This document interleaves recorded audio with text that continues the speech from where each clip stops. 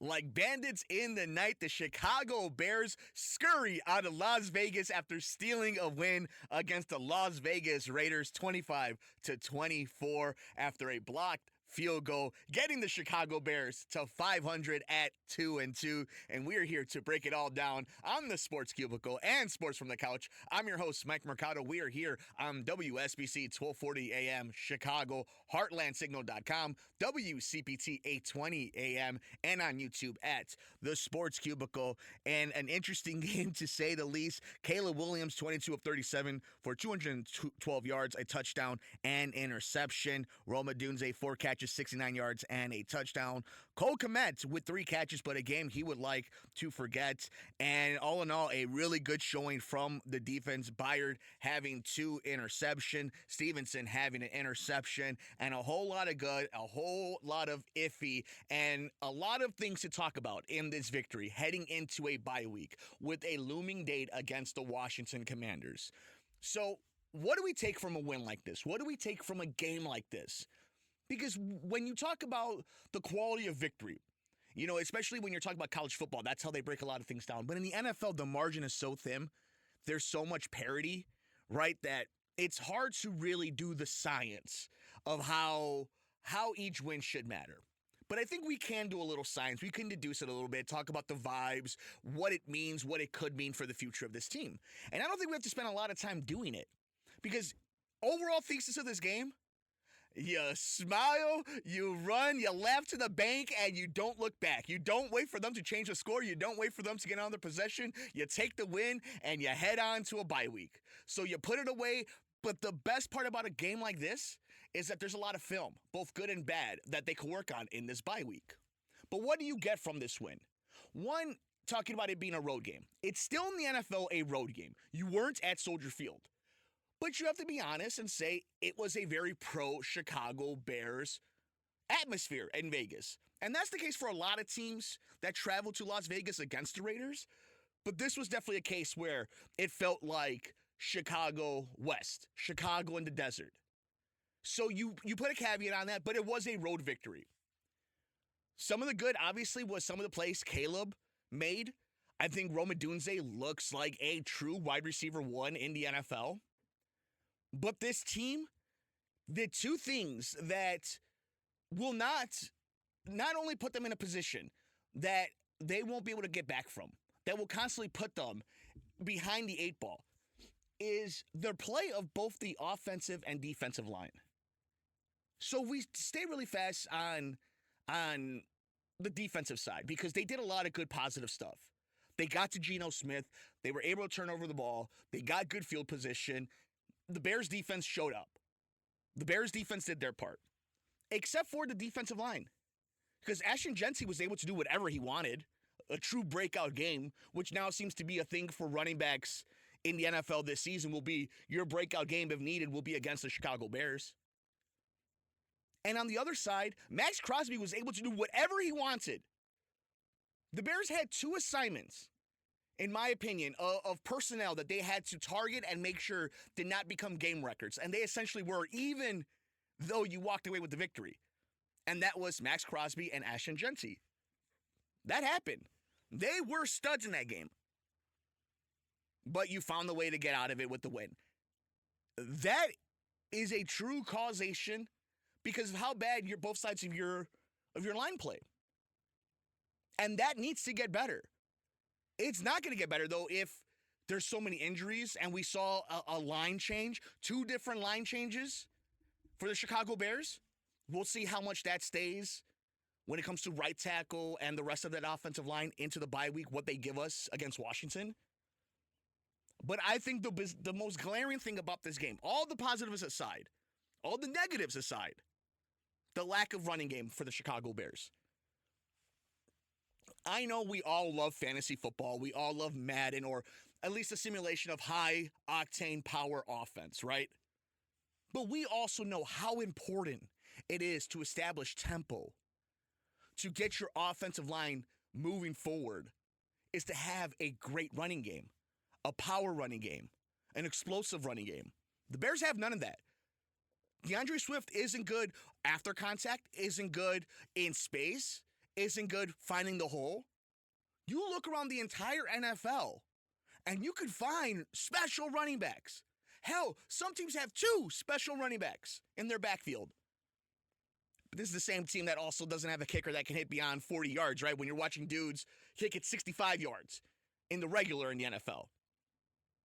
There are glaring problems with the Chicago Bears. And it's interesting how you could see a victory, which I think is awesome. I think football is so much more fun when your favorite team is winning.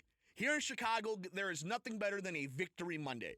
And it's the NFL. A win is a win is a win is a win, no matter how ugly it is.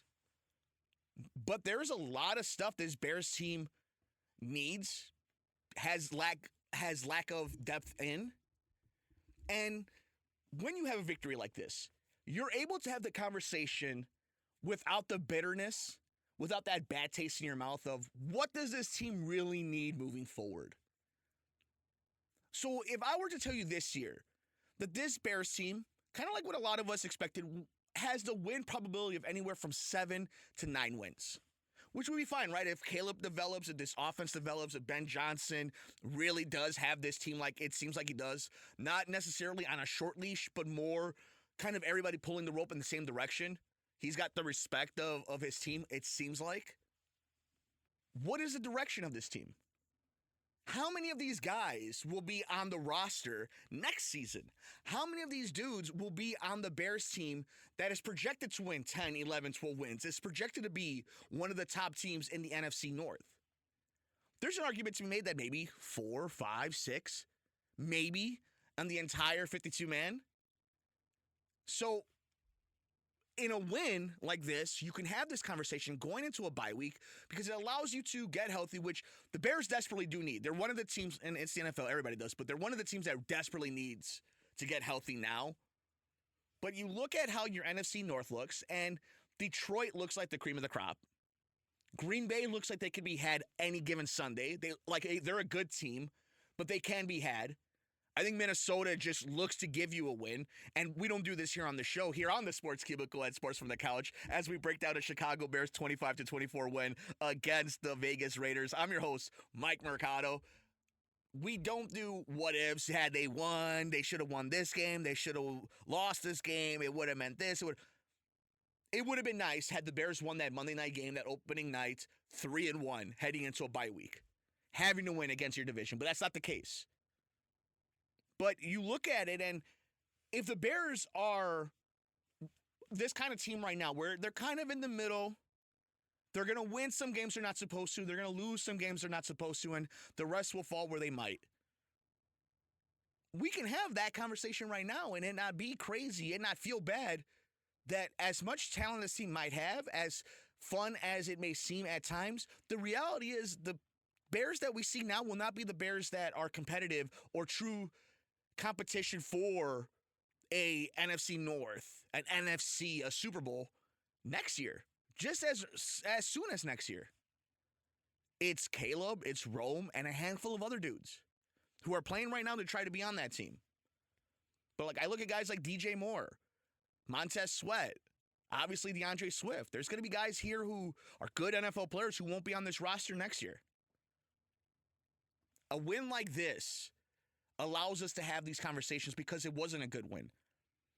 It also wasn't a ugly loss. It was one of those things where having the ugly win, allowing yourself to get to 500, you can have open conversations about everything because vibes are still good. You're in a playoff, in the playoff, how they like to do it in the studio shows. You're still right there. It was a big victory. You got the win, and your record looks good. Your record is, you are who your record is, right? That's the old adage. You are what your record is. So you're feeling pretty good, and then it allows us to just kind of open up the books, kind of open up some of these wounds, and really work on them. Work on some of these muscles. Usually teams get a lot of time off or a little bit of a mini break after the bye week. I don't think the Bears team should be doing that. I think this Bears team should be doing their physical therapy, should be doing all of their training. They should be practicing.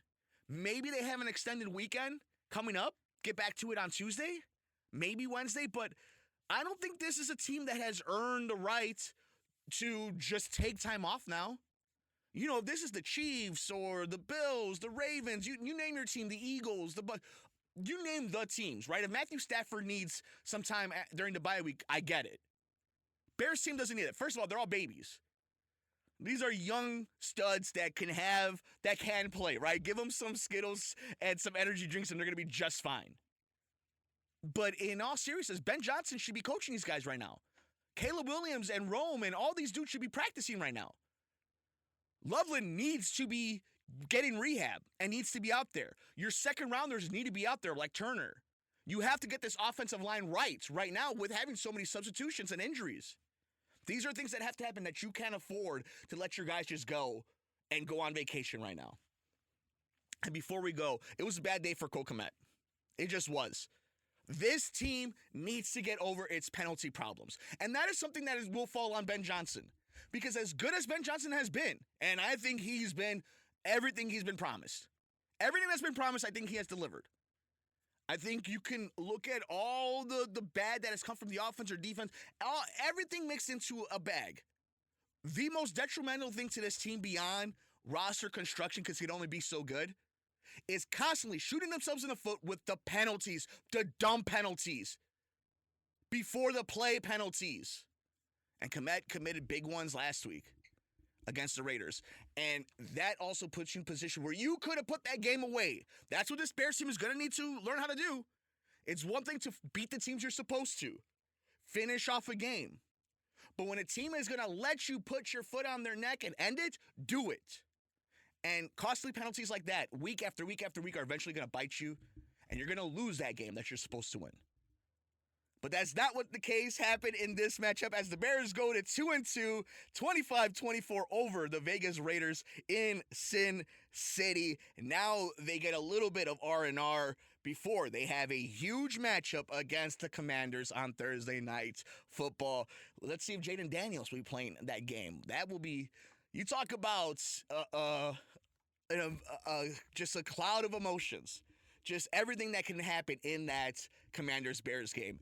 But you going into it at 500 feels a whole lot better than going into it 1-3. Let us know your thoughts. The Chicago Bears at 500 after beating the Vegas Raiders 25-24 with a date coming up with the Commanders. Do you think they will be in that game? Should they be favorite? Will they be the underdogs? Will they win? How do you feel after this game? We want to know your thoughts. Leave it down in the comment section below on the YouTube channel at the Sports Cubicle. We're here on WSBC 1240 AM Chicago, HeartlandSignal.com, and WCPT 820 AM Chicago. I'm your host, Mike Mercado.